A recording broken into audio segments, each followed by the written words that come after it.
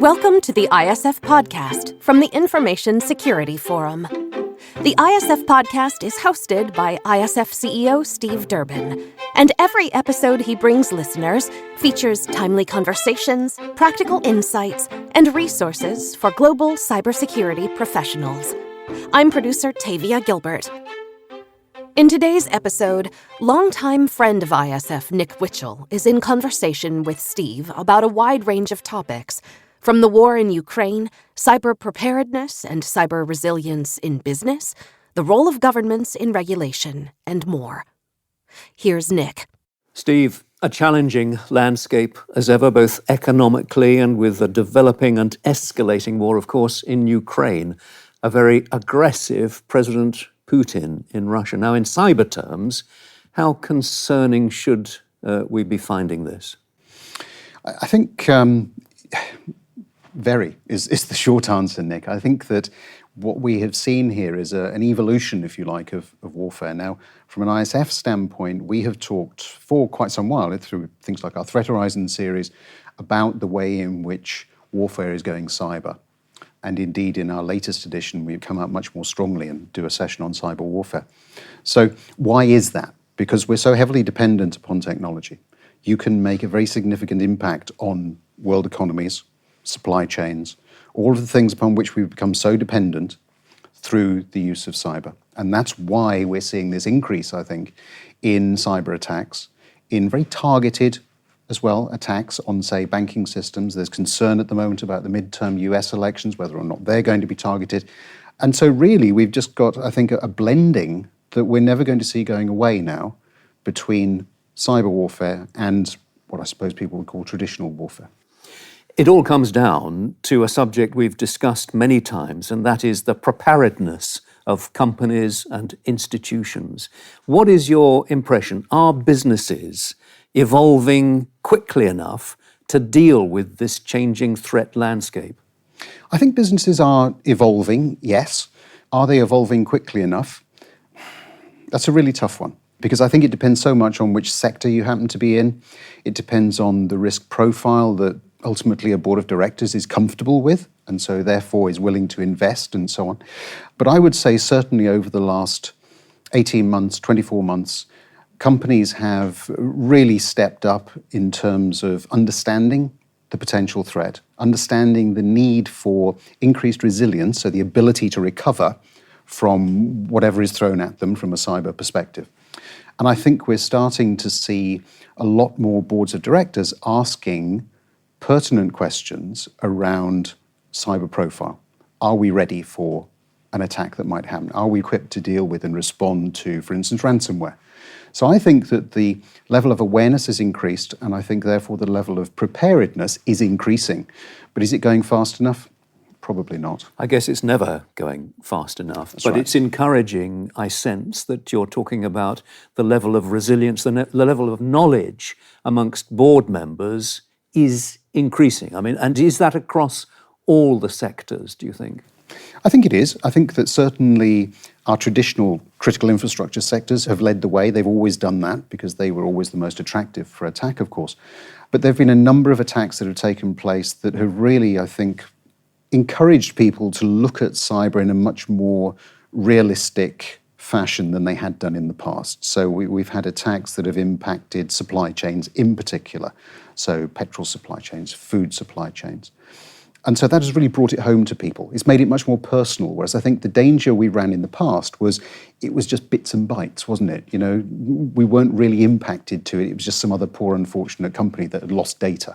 And yet, despite all of this, despite the ISF's efforts, companies, organizations are still being hit, in particular, by ransomware attacks. Now, I'm tempted to ask, why is that? Why is it still happening?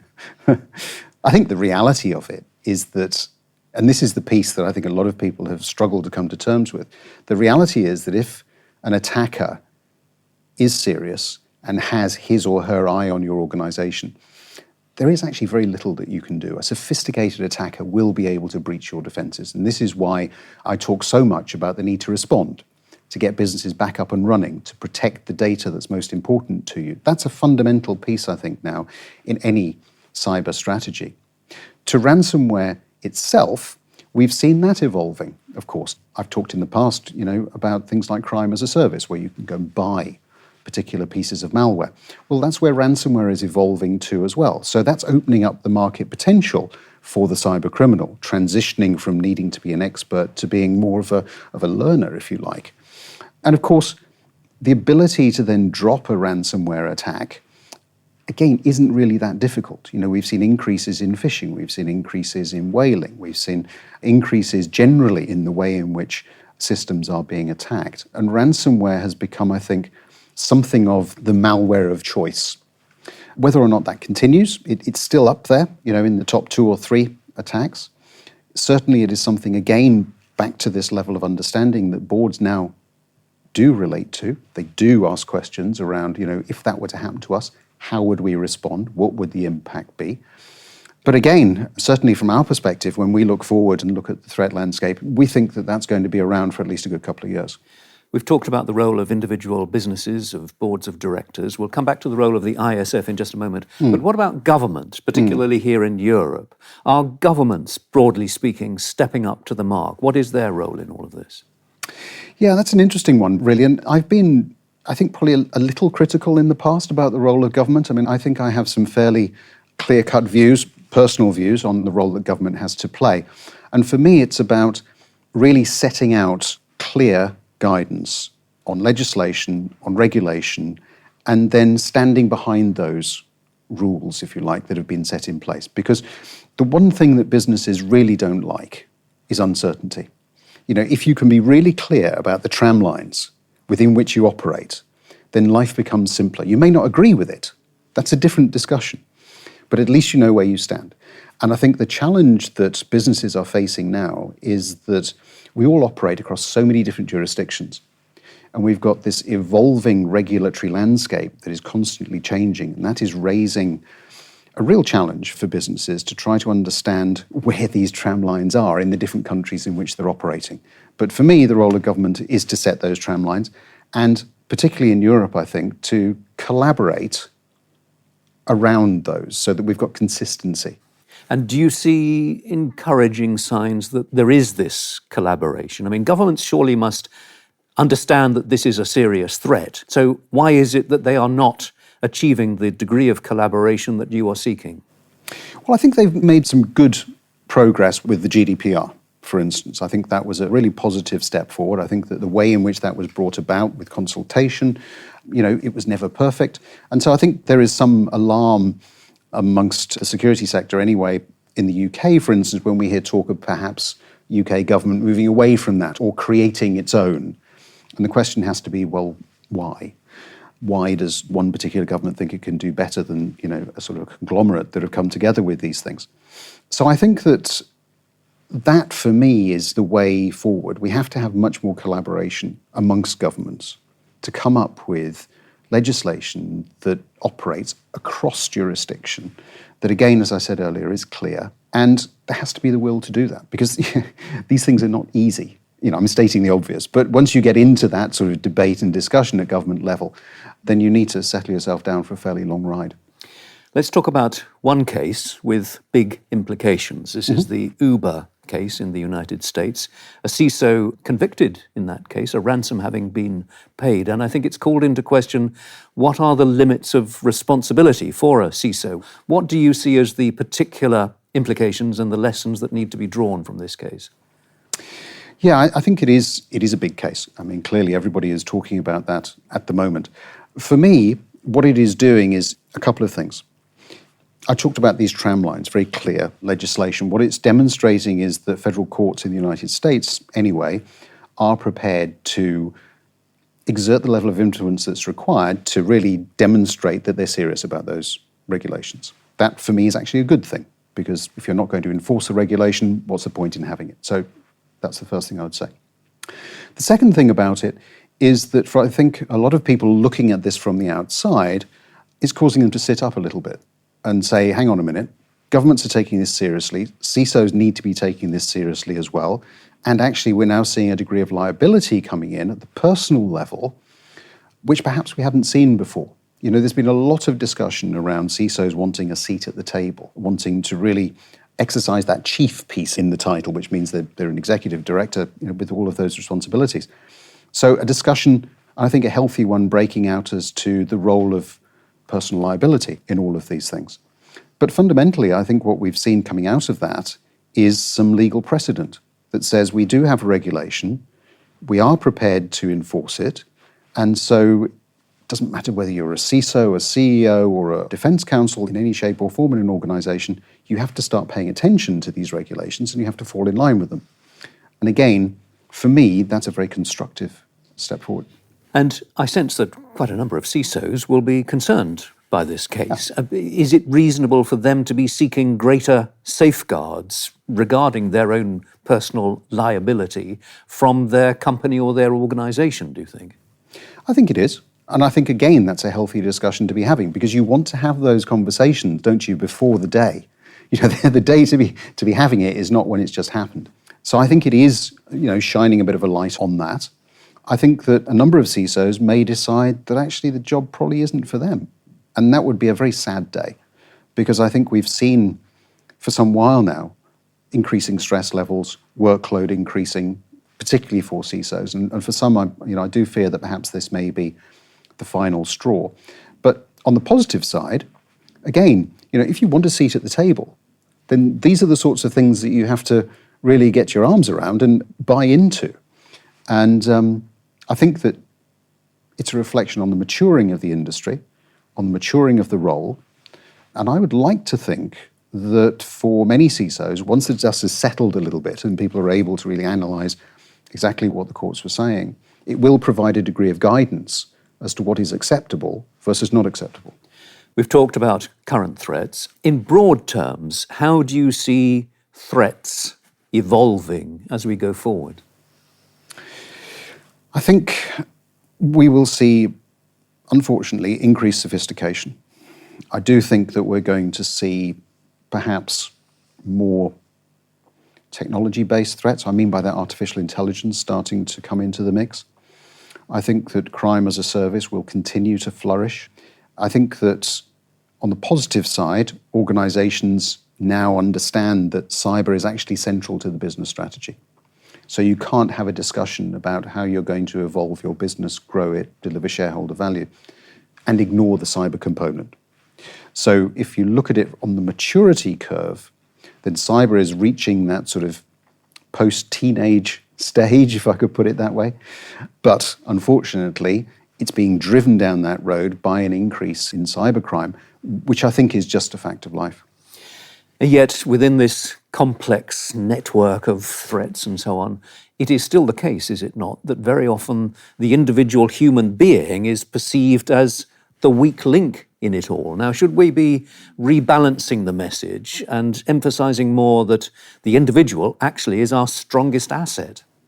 I think we should. I really get quite annoyed when people talk to me about the fact that, people are the weakest link. They're not the weakest link.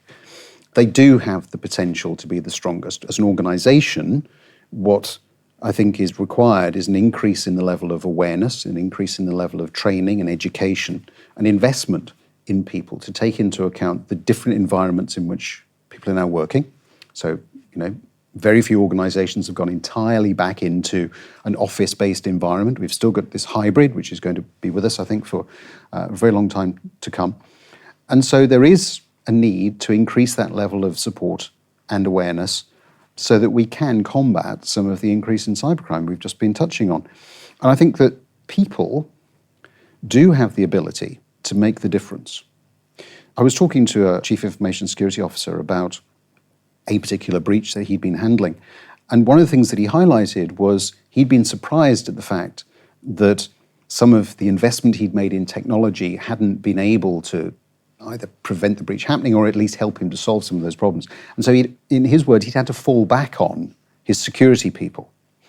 Well, falling back on these security people in reality meant that they were working ridiculous hours to bring the systems back up, handing over through follow the sun. And I think that as I was talking to him, the light bulb eventually sort of went on and said, well, hang on a minute. If I'm really in a hole, what am I going to rely on? My technology or my people? And the answer, 9 times out of 10, if not 10 out of 10, is the people. because they will find a way to bring the systems back that you've lost, and machines won't do that. And I think that is the point that we have to keep really top of mind when we talk about weak links versus strong links. Something really that should not be forgotten. Finally, how is the ISF helping its members to deal with these many challenges? In a number of ways, Nick. I mean, we're continuing with what I think is a very rich program of research. That's important so that members understand exactly what's going on in the space. We've invested significantly over the last couple of years in our software ability. So at our Congress in Manchester in November, we're launching our new supplier web app. So really trying to zone in on the problem of supply chains and how to manage so many different suppliers. So we've invested in that. We continue, of course, to build all of these tools on the back of the Standard Good Practice, which is now a world-leading reference document. You can map to ISO, you can map to NIST, a number of other different standards that are out there. And then the other thing that we're continuing to do, and this is the piece that I really would like to encourage our members to make much more use of, is we're opening up access to our analysts very much more, to our consultants, to help actually deal with some of these very tangible issues on the ground in the moment through some of the services that we can provide. And my hope is that we'll continue to do that over the coming years. We are a not-for-profit, we are member-driven, so everything that we do is geared around trying to help our members and respond to their needs. And I think that's a really good place to be. Steve, a pleasure as ever. Thank you very much indeed. Thanks, Nick. We'll be back with a new episode in a week. In the meantime, as always, we ask that you take 10 seconds to pull up this podcast on whatever device you're listening and give us a 5-star rating. If you have a little more time, you can even write a quick review. That helps other listeners who might enjoy our content find us. And we also want to make sure to introduce you to the ISF Analyst Insight podcast, which goes in depth on the hottest topics in information security. In every episode, ISF analysts hand-select active security professionals from ISF member organizations to discuss how the implementation of ISF research is uniquely applied to their real-world context. We hope you'll listen, and of course, we'll put a link to that show in our show notes. If there's a topic or a question that you'd like us to cover in a future episode, let us know at securityforum.org. which is also where you can find our catalog of past video and podcast episodes, as well as ISF's research, practical tools, and guidance related to discussions like today's. The ISF podcast is produced by Talkbox and Tavia Gilbert, with music by Alexander Filipiak, senior producer Katie Flood, mix and master by Kayla Elrod. Thanks for listening.